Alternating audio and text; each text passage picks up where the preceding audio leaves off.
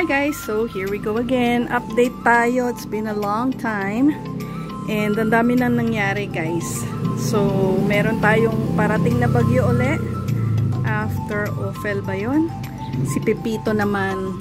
Which is, ang prediction ng ating Weather Bureau is darating siya around Saturday night or Sunday.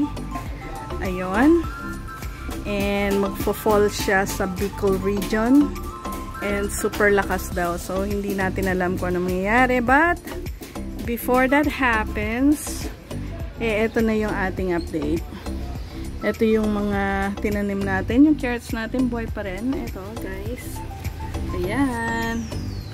And, pag nagkaroon ng time, itong ating what do you call this? Eggplant ating transfer. Kasi nakakuha tayo ng bigger gallons para sa mga eggplants natin. And ito yung mga mustasa natin. Not sure guys kung ito ba strawberry or what kind. I'm not really sure. Tapos meron tayo dito sili and kale.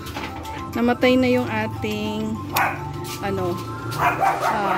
garlic, pero they have served like 4 times na or 5 times pa na nakapag-harvest tayo. Yan, napakaingay ng ating mga doggies. So as I was saying, mga 4 or 5 times tayo nakapag-harvest ng garlic natin, which is okay.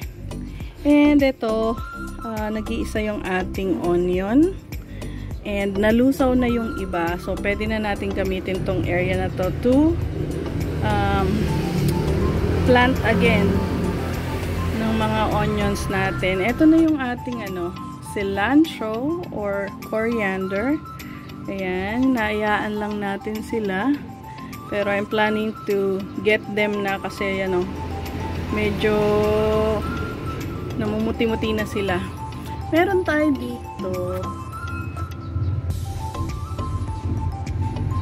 Meron tayo dito guys.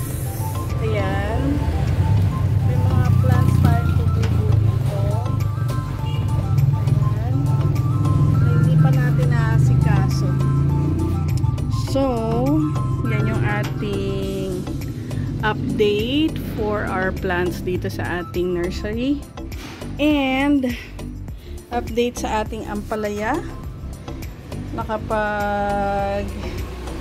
Ayan, nag-crawl na sila. Ayan, dito na pala siya. Oh, ayan.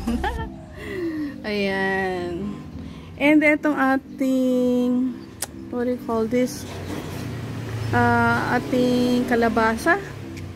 And I'm planning na hindi na siya ituloy kasi parang hindi naman niya kakayanan. I'm not sure. Pinag-iisipan ko pa rin. Baka i-check ko na lang kung gaano ba katagal bago siya bloom. Or possible na hindi na siya mag-bloom. So, may iba tayong mga naka-plant pa dito.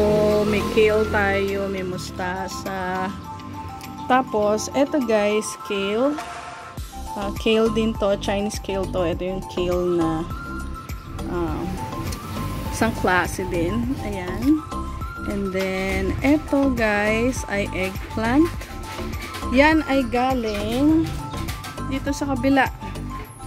Ayan, tinanggal ko sila kasi yung ating palm tree dito, ayan pansin nyo guys, naging polka dots yung dahon ng ating okra dahil kinain niya. Sabi ng daddy, yung caterpillar galing dito. So, inilayo ko na lang siya. Minove ko yung ating plant dito para hindi na siya makatransfer. Kasi, ayan guys. Ito, puputulan ko para tingnan ko kung tumubo ulit. Namatay din yung ating isang basil dito. And, ito, may uod nga yung ating isang kale. Aalisin ko yan ngayon. But, our pipino is crawling na. Yung dalawa natin pipino. Buhay yung bell pepper natin. Lipat din natin yung eggplant dyan. At saka yung ating tomatoes. And ito, meron nga tayo dito. na okra. Tapos naka-recover yung basil natin na nahigad din. Karoon siya ng caterpillar. Yung ating alugbati is okay. Tapos tumubo na din yung ating buhay pa yung ating tawag dito, sayote. Pero yung ating kamote tops, buhay pa rin naman sila. Tapos syempre yung ating turmeric. So, yan na muna ang ating updates, guys. And may errand tayo. So, hindi natin magagawa yung dapat natin gawin today. Ito pa rin yung pineapple natin. So, like, share, and subscribe, guys. My Hope Vlog. Bye!